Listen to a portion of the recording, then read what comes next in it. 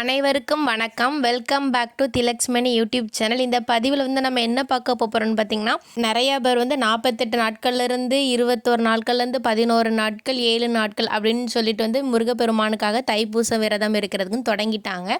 ஒரு சிலவங்களுக்கு இந்த நாட்கள் எல்லாம் விரதம் கடைபிடிக்க முடியாதவங்க இந்த தைப்பூச விரதம் 6 நாட்கள் இருங்கள். அதுவும் இந்த தை கிருத்திகை நாளோடு, அதுவும் செவ்வாய்க்கிழமை மிகவும் சிறப்பு வாய்ந்த நாளோடு நீங்கள் தைப்பூச விரதம் இருப்பதால் நீங்கள் 6 நாட்கள் இருந்தாலுமே 48 நாட்கள் இருந்த பலன்கள் உங்களுக்கு நிச்சயமாக கிடைக்கும் என்று சொல்லப்படுகிறது.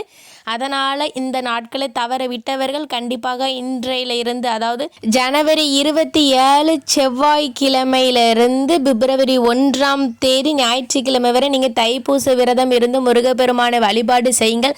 நிச்சயமாக உங்களுக்கு 48 நாட்கள் நீங்கள் விரதம் இருந்ததற்கு உண்டான பலன்கள் கண்டிப்பாக கிடைக்குங்க. அதனால் யாரும் இந்த அரிய வாய்ப்பை தவற விட்டு விடாதீர்கள். எதற்காக நீங்கள் 6 நாட்கள் தைப்பூச விரதம் இருந்தாலும் 48 நாட்கள் இருந்த பலன்கள் கிடைக்கும்னு சொல்லிட்டு எதற்காக சொல்கிறேன்னு சொல்லி பார்த்தீங்கன்னா, நீங்கள் வீடியோ ஃபுல்லாக பாருங்கள், நீங்களே கண்டிப்பாக புரிஞ்சுக்கிடுவீங்க.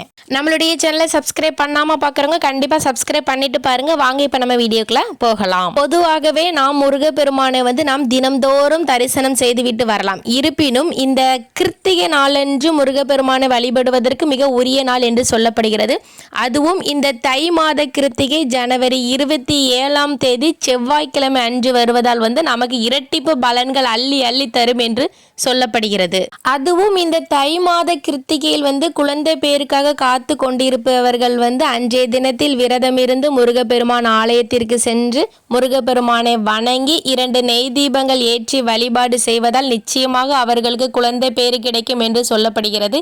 அதனால் ஒரு கிருத்திகை நாளன்று மட்டும் விரதம் இருந்துட்டு விளக்கேற்றி விட்டு விடாதீர்கள்.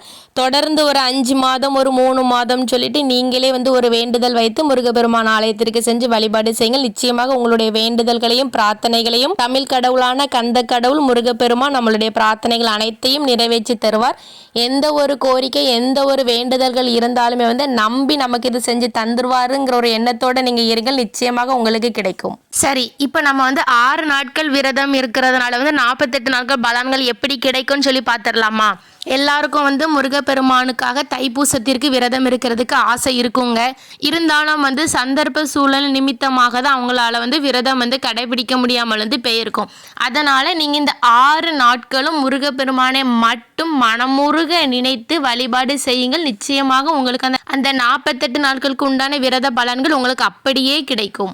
அதுவும் இந்த தைப்பூச விரதம் 6 நாட்கள் விரதம் கிருத்திகை நட்சத்திரத்தோடு சேர்ந்து வருவது ரொம்பவே இரட்டிப்பு பலன்களை நமக்கு அள்ளித்தரும். இந்த 6 நாட்களும் நீங்கள் சட்கோணம் வரைந்து அதில் ஓம் சரவணபவங்கிற மந்திரத்தை எழுதி முருகப்பெருமானுடைய 6 முகங்களுக்கு ஏற்ப 6 நெய் தீபம் ஏற்றி வழிபாடு செய்யுங்கள். இந்த வருடம் ஒரு கோரிக்கைகளை வைத்து நீங்கள் வழிபாடு செய்யுங்கள். அடுத்த தைப்பூசம் வருவதற்குள் நிச்சயமாக அவங்களுடைய கோரிக்கைகள் அனைத்தையும் நிறைவேற்றி தருவார் நம்மளுடைய தமிழ் கடவுளான கந்த கடவுளான முருகப்பெருமான்.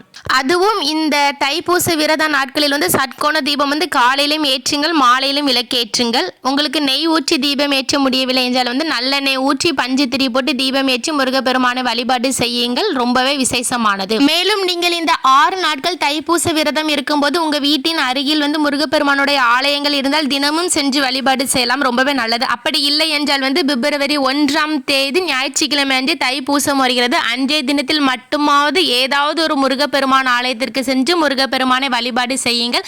அந்த கோவில் சின்ன கோவிலாக இருந்தாலும் சரி, பெரிய கோவிலாக இருந்தாலும் சரி, எல்லா கோயில்களையும் நீங்க எந்த கோயில்களில் போய் வழிபாடு செய்தாலும் ஒரே பலன்கள் தான் கிடைக்கும். ஓகே நண்பர்களே, இந்த தகவல் உங்க எல்லாத்துக்கும் ரொம்ப பயனுள்ளதாக இருந்திருக்குன்னு நினைக்கிறேன். கண்டிப்பா உங்களுடைய ஃப்ரெண்ட்ஸ் அண்ட் ஃபேமிலிக்கு ஷேர் பண்ணுங்க. நம்மளுடைய சேனலை சப்ஸ்கிரைப் செய்யுங்கள். அடுத்து இதே மாதிரி ஒரு நல்ல பதிவில் சந்திக்கலாம். நன்றி, வணக்கம்.